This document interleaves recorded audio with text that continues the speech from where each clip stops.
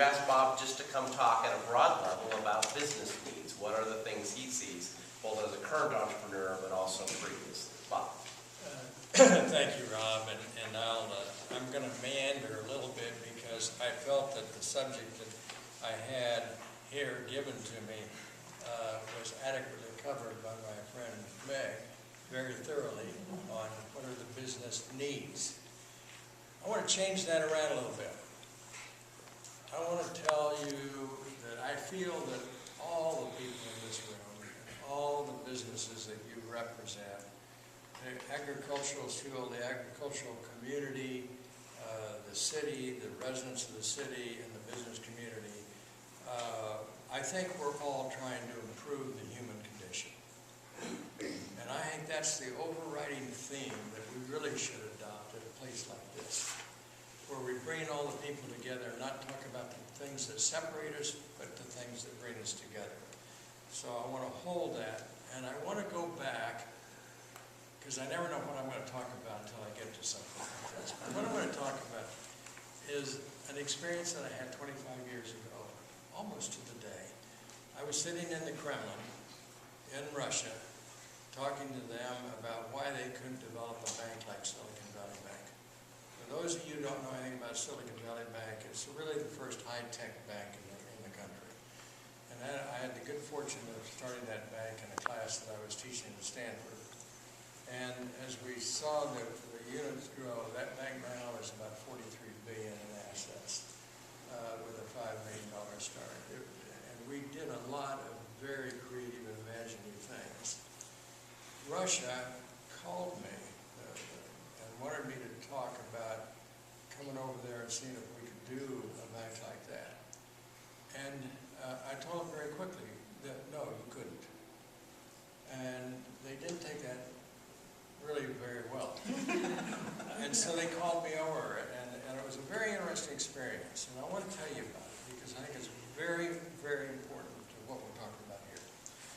When I got there, there was a guy by the name of Gorbachev, a guy by the name of Shevardnadze, a guy by the name of Ivan Ivanovich, and a guy by the name of Agenbakin.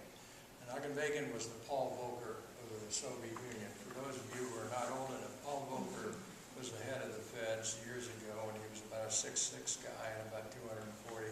Agenbakin was about 6'7" and about 390. And I can remember sitting in a hot tub down in Monterey with him, and we're nude, and we're watching the sunset go down, and I was telling him why he couldn't do this thing. But, you know, you really have a level of commonality when you're nude, sitting in the hot tub watching the sun go down in the Pacific. And I reflected that when we were back in the Kremlin, and of course it got a lot of laughs and so on. But I said that, look, you can't do it for 3 reasons. And I'll tell you why, and I want to get very serious. Reason number 1 is you no longer have a rule of law in the Soviet Union. And some of you have heard me expound on this, but I think it's worth saying again. Number 2, you have a culture of corruption. And until you solve the corruption, you will not solve the basic problems of doing business. And number 3, you don't have the ability to sanitize and securitize your debt. There was no way of getting that assets ever because they were communistic. There was cooperatives. You couldn't get a hold of the asset. And I think that they started recognizing things were having to change, and they did. They changed right after that, very dramatically. And that was a real benefit, not only to them, it was huge to us. Ergo, the commonality of trying to work on the betterment of the human condition and not to deplete it or decline it. So I come back here, and 25 years later, I'm sitting around trying to figure out how to do the business, as you very clearly brought up, the problems of regulation. I want to tell you, ladies and gentlemen, I'm scared. I am damn scared. Because what I'm scared about is I don't believe we have a rule of law anymore. I think we have a rule by lawyers.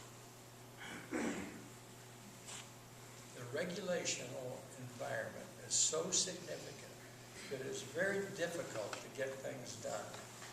And we've got to change that culture. Secondly, I see a culture of corruption starting to increase and invade this country. Let me tell you what I read in the paper just this morning. Just this morning. You all read the same paper, New York Times, Wall Street Journal. What's in the paper today? We're talking about the illegalities behind the health care. I'm not taking a political side on these matters. I'm just telling you what's in the paper on the corruption side. And we have an officer in one of the largest financial institutions, not even going to go to jail, not even going to get penalized at all, going to get a minor little fine, and he goes away with total guilt in insider trading, and the heavy discrepancy between those who have and who have not in those businesses. It's a disaster, and it's not being investigated properly. We have a government that in the IRS, and you've heard of the IRS scandals, and I'm on both sides of the aisle on this thing. I think we have a very serious problem, ladies and gentlemen, occurring in this country.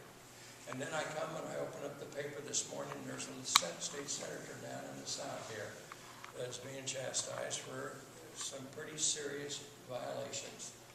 And these are the things that the business community has to cope with. And I'm just saying, we all better take stock and do a much better job of how we vet those who are representing us in offices. By no means do I want this to be implied that I consider anything in the Davis community right now illegal or in that much of a vein of inappropriate behavior. But it is a creeping culture that we all ought to be concerned about. And on the regulatory side of it, when you get into those, I can speak with some degree of understanding about the difficulty it is to cope with the various regulations that we have in the agricultural community. And let me just take for 2 seconds, tell you about this business that we have, because it's a very interesting one. This is an anaerobic and thermophilic digester, which we've developed, tied into a cogeneration power unit.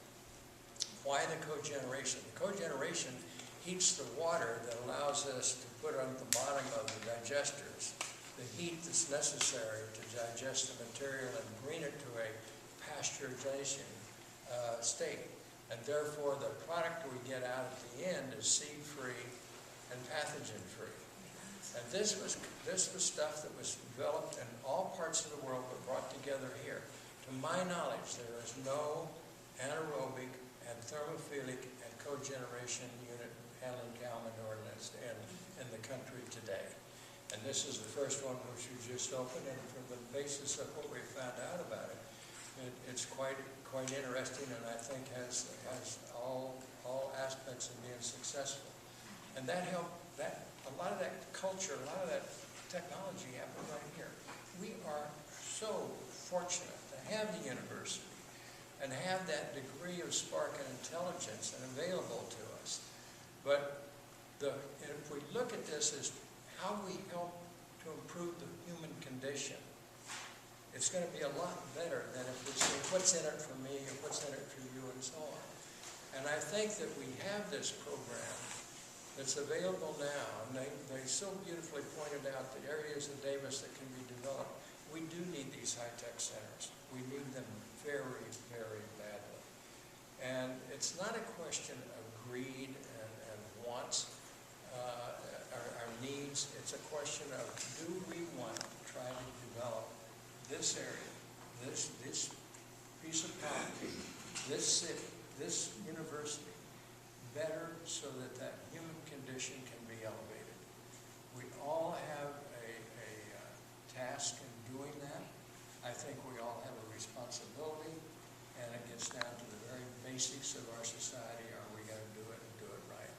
And I look around in this community and I say, hey, this is a pretty bright spot in this whole process. And I'm very, very proud to be a Davisite. And it was the best thing that we did moving up here. So I don't know if that answers your questions about the business needs. Well, Bob, I'd only say that since there's corruption everywhere else but Davis, you need to remove your corporate offices here. That's right. That's exactly right. But we got to be very select about who we let in, right? That's true.